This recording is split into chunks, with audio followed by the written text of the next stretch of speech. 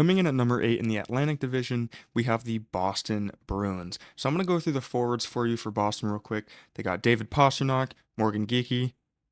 Oh, okay, that's it? All right. Moving on to the defense, I mean, at least they got Charlie McAvoy back. That is a huge addition to their blue line.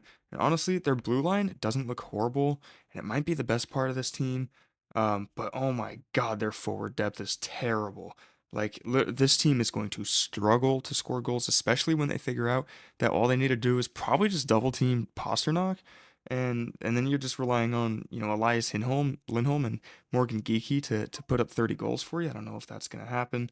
I mean, yeah, Zaka, Middlestad, Victor Arvidsson. This four group actually isn't that bad, but it's definitely not what this team's four group used to be. Um, I have the Bruins getting 75 points this season, which is actually a little bit better than what they had last year when they were just absolutely awful and decided to completely tank, trade Marchand, and try and get a draft pick there.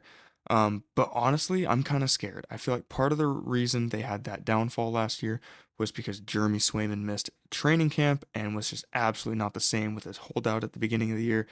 This year, I think he's going to absolutely bounce back. He's still one of the league's best goaltenders. He went and won gold for the U.S. Men's World Championship in the spring, and I think Swayman is still a very good goalie. I think he could bounce back. And obviously, you got David Pastrnak, one of the best goal scorers in the league. So, yeah, I have him coming in last, partly because I think this forward group is terrible, and this team's going to be bad, and I think this organization is just going to tank, and I think they're going to be better at tanking than some of these other organizations that should have been tanking all these years and just maybe refuse to, or they're just terrible at it. Now, I was originally planning to make this a bet, betting the under on Boston, because it seems like everyone is in agreement with me that they're kind of going to be one of the worst teams in the league, including the books, who have them at an over-under of 80.5 points on the season. But I'm low-key just so scared of Jeremy Swayman, and I think some of these forwards may be a little underrated. And so, yeah, I'm scared of Swayman's bounce back, and I think people are sleeping on the fact that Charlie McAvoy is coming back, and maybe this team isn't going to be so horrible. I think 80.5 points is a decent spot for them.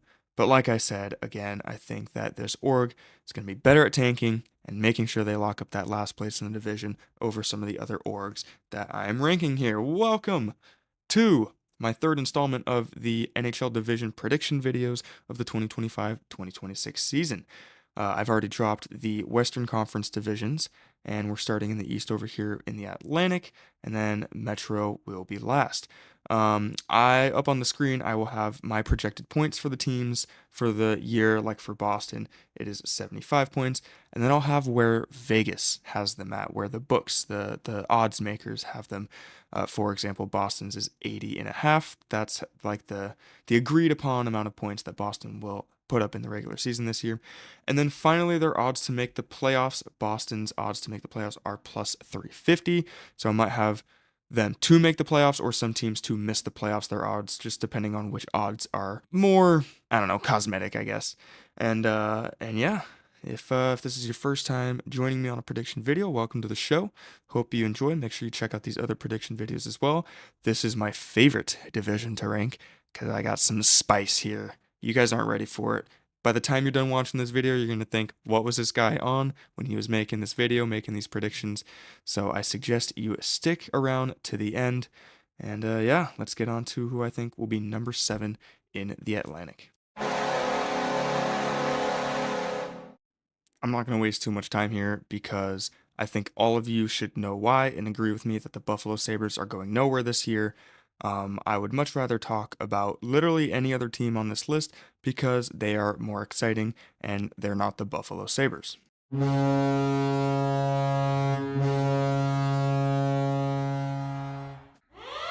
got a hot take, we got a really hot take because I assume this is when a lot of people will click off the video as coming in at number 6 and missing the playoffs. I have the Toronto Maple Leafs. Now, before Leafs fans click off the video, hold on, wait.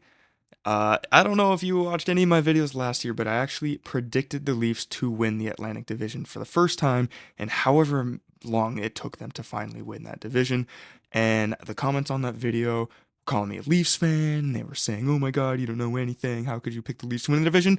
And guess what? They won the division. And this year, I'm thinking quite the opposite. Honestly, I'm really just taking a shot here. I know the departure of Mitch Marner is obviously probably the number one reason why I'm making this, but even then, still, like they have good depth. Just solid forwards all around in all four lines. I'm just kind of predicting that these forwards are not going to be able to score goals.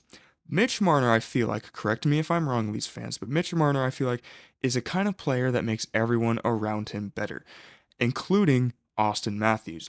After watching Austin Matthews at that Four Nation face-off, clinging three off the pipe in overtime to win gold, this kid has no ice. He's like 0-8 in game sevens. He didn't score any goals in the playoffs, like up until the final game against the Panthers or whatever. And I'm just really kind of low on Austin Matthews. And I think without Mitch Marner, he might even get worse. Um, John Tavares is getting old. I really like Matthew Nyes, to be honest. He's a great player. He's going to be on the first line probably with Matthews. I like the way he plays hockey, but I just don't know if it's enough. Matias Maccelli, decent addition. This blue line, very solid, but all defensive. All defensive defensemen here. They need someone who can provide offense on the blue line. And again, I'm going to keep talking him up even though I haven't missed in the playoffs. I love this goalie tandem between Stolarz and Joseph Woll. I feel like over the years they finally fixed their goaltending issue. However, like I said, I'm just predicting that this team, something's going to happen. Something's going to implode where they can't score goals. Maybe there's drama in the locker room, and the absence of Mitch Marner is going to make the Maple Leafs drop all the way down and miss the playoffs. I'm predicting that the Leafs finish with 89 points. The books think it is 99 and a half. And with this giant margin, which is a 10.5 point margin between me and the books, I am going to be taking the Leafs under 99 and a half points. I think even if they miss the playoffs, or if they make the playoffs, like I'm predicting that they won't, even if they make the playoffs, they could still do that with like 99, 98, 97 points. So even if they make the playoffs, my bet of under 99 can still hit. But I'm just going all the way balls to the wall and saying that this team somehow implodes and miss the playoffs. Let me know what you guys think of this prediction. I know it's quite out there, but honestly, if you think this prediction is a little too far out there, just wait for the next one. Oh my God, he's doing it again. It's an even hotter take than the last take.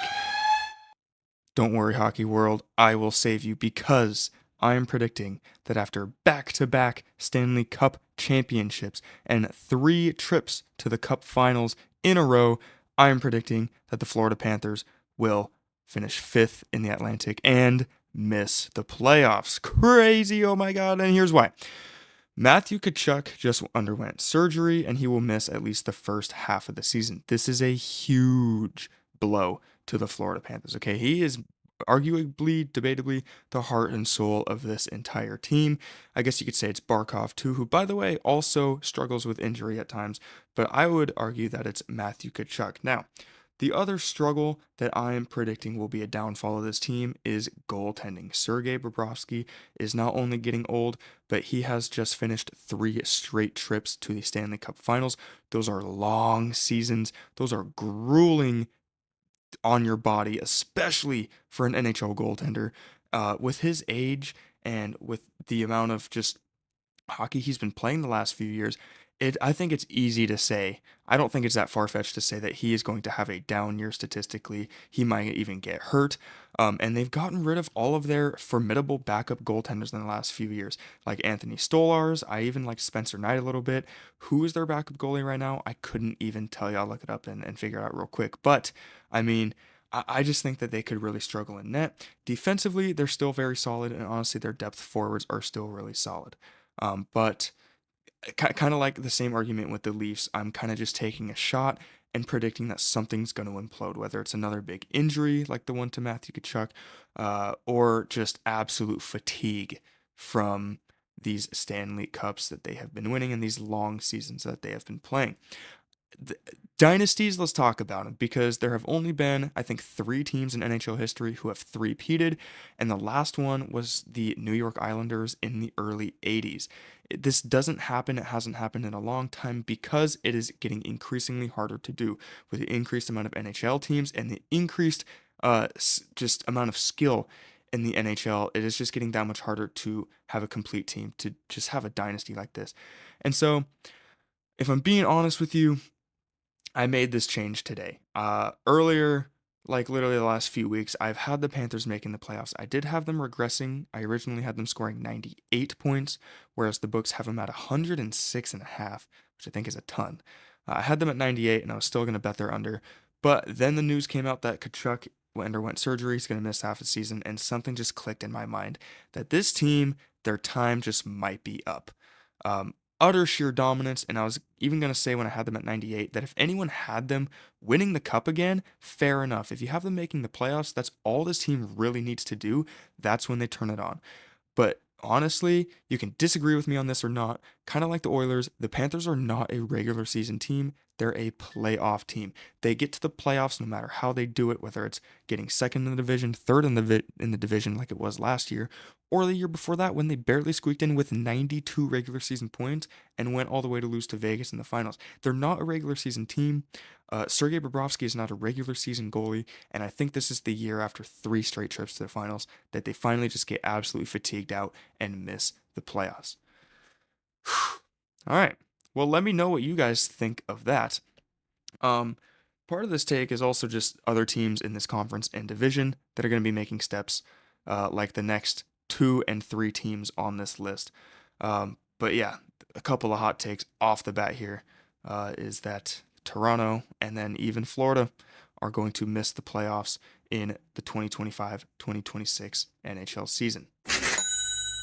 And there is another cash register. You know what that means? It means we're making money with a fat, what is it, 16 and a half point difference. I almost said 14. 16 and a half point difference between my prediction of the Panthers scoring 90 points this year and the book's prediction scoring 106 points in this coming year. I am hammering this under 106.5 for the Florida Panthers. I think even if I'm wrong, like I said for the Leafs, even if I'm wrong and the Panthers do make the playoffs, I originally predicted 3rd place in this division for them with 98 points. That is still quite the margin between that and 106 and a half regular season points. I think it's too much for a team that's been to 3 straight Stanley Cup finals. So I'm hammering under 106. I think with the news about Kachuk being out, I think this number may even change and go down a little bit. So, yeah, I hammered that pretty quickly. Yeah, okay.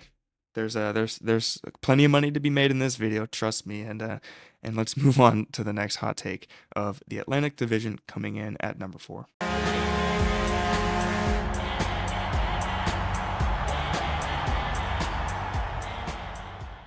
I won't be obnoxious this time with the siren because this hot take kind of goes along with the last two.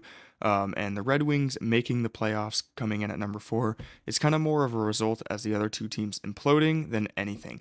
However, I will say the fact that the book has the Red Wings at a total of 82.5 when last year they scored 86 points, and I feel like they only got better in the offseason this year with the addition of John Gibson. I think that it is easy to say I am taking the over on the Red Wings to try and make some money over 82.5 points. I have the Red Wings scoring 91 points and squeaking into the playoffs just past the Maple Leafs and the Florida Panthers. A lot of people are really high on this John Gibson edition, a lot more high on him than I am. When he was in Anaheim, I always liked Dostal more anyway. Maybe that's just an injury thing with Gibson. But regardless, he is still going to be a great starting goaltender for this team. And if he's not, and if they want to split time with Cam Talbot, Cam Talbot was great last year for Detroit. In fact, he was quite underrated. And he's a big reason why they got to the 86 points that they did. But we can talk anything other than the goaltending real quick. Let's talk about the forwards. I like Lucas Raymond to take a big step this year. I think Dylan Larkin is he's one of my favorite captains in the league, and I think he might finally get in the playoffs. Um, I don't even want to talk about Patrick Kane too much just because he's getting old, and I don't know. Just his defensive abilities aren't anything too special to me. Um, but I mean, he can still get, I guess, draw attention and create room for other guys. And I don't know, these guys have some depth. They still got Andrew Kopp, they got Mason Appleton, JVR. I mean, Rasmussen. I mean, their forward depth is good, and I think that is the highlight of this team. I think this power play is going to be lethal once again. Their blue line. That is their struggle, and in fact, before when I had them out of the playoffs instead of Florida, my biggest reason was their blue line. They once again in the offseason did nothing about this horrendous blue line. The management here in Detroit must see something that I don't, something that's going to improve defensively for this team that's not just in the net. So I'm going to hope that that's the case and that they can figure it out on the blue line. But even if not, with the downfall of all the other teams in the Atlantic, I like Detroit for it to finally be their year, squeak in like maybe the last game of the season. Give me some Patty Kane magic, some Lucas Raymond buzzer beater to get into the playoffs or something. And in Hockey Town, you're back in the playoffs. Let's go. I'm going to keep the red up for now because although they made the playoffs last year, I don't see anybody putting them as high as I am. Coming in at number 3, we have the Montreal Canadiens with 97 points, 6.5 points more than what the books have at 90.5, and I have them making the playoffs at plus 110. I love the addition of Noah Dobson on the blue line. I mean, I think that's just gold, adding more blue line depth to an already pretty good defense there, especially with Lane Hudson just having another year in the NHL. That dude is just insane. You got Demidov in his rookie year. I think he's going to make splashes. In fact, winning the Calder Trophy this year, I do have Ivan Demidov. He was just insane last year when he came in for those few games, scoring like a goal and a point in his first ever period in the NHL. He's a pretty heavy favorite to win the Calder, and just from watching him last year, I don't think I want to pick anyone else. I don't even want to be spicy with that. So I'm taking him as a Calder. I think he's going to be great, and Montreal will win 2 Calders in a row. I just think everything's exciting in Montreal right now. I think this forward group has a ton of depth and a ton of star power as well. I think they're going to score a ton of goals. Their blue line is not as good as their forward group, in my opinion. But then again, the addition of Noah Dobson, I think, is going to help that a lot. My biggest issue with Montreal, and the thing I'm the most scared about putting them all the way up here with 97 points at number 3, is their goaltending. I'm not really that big a fan of Sam Montembeault. I think he's very inconsistent. There were times last year where he was letting in 7 and 8 goals a game, and then other times where he was having 52 safe shutouts against the Leafs. So you never really know what you're going to get with Montembeault. And they got Dobis. I don't even know if they still have Jackson Stubauer or whatever. But yeah, just in net is my biggest question mark for them. But I think the fact that this forward group is still just so young and only getting better, as just and the fact that Lane Hudson is also him and is only going to get better and more exciting as well. And the addition of Noah Dobson, I just love the direction of this team, and I think they're not only going to make the playoffs again, but they're going to take that extra step, getting all the way up to 97 points, and getting third in the Atlantic. On that note, I also am going to take Montreal to make the playoffs at plus 110, because I think that they'll be back in the playoffs for the second year in a row and probably for more years to come. I think what Montreal did with this rebuild is pretty impressive, and I think the Canadiens are back. Making their return to the playoffs and just getting better and better every year, I have the Ottawa Senators, and this year I have the Sens getting 104 points and getting second in the Atlantic, really stabilizing themselves as one of the better teams in the East. And part of the reason why is I love the additions of Fabian Zetterlund, and they're also going to get a full season out of Dylan Cousins. I think that this forward group is just insane, and the fact that they made the playoffs last year, I think was just the Senators getting their feet wet, and now they're really going to turn it on and have some confidence and know that they pretty much figured it out. And I think this team is going to be the real deal. The Sens have one of my favorite blue lines in the East and probably even the league. Jake Sanderson is an up and coming superstar. Gotta love Thomas Chabot. Artem Zub is underrated in my opinion. Just all around, just great team on the blue line and their forwards. I also like Linus Olmark. However, I hope that he has some relief. I hope that he's going to get some help because if he gets overplayed in an 82 game season, I would worry for him. That was always kind of the strongest part of Linus Olmark when in his Vesna season was he always had Swayman behind him too to just kind of take a whole bunch of that workload off of him. Ottawa doesn't really have any very good backup goalies. If they can get some solid backup goaltending, then to relieve Olmark of a lot of this pressure, then I think the Senators can get up to that number 2 seed in the Atlantic and be the real deal. I am excited for Ottawa this year. I think they're going to be quite good, but not as good as who I have as the number 1 team in the Atlantic Division this year. Let's get right into it.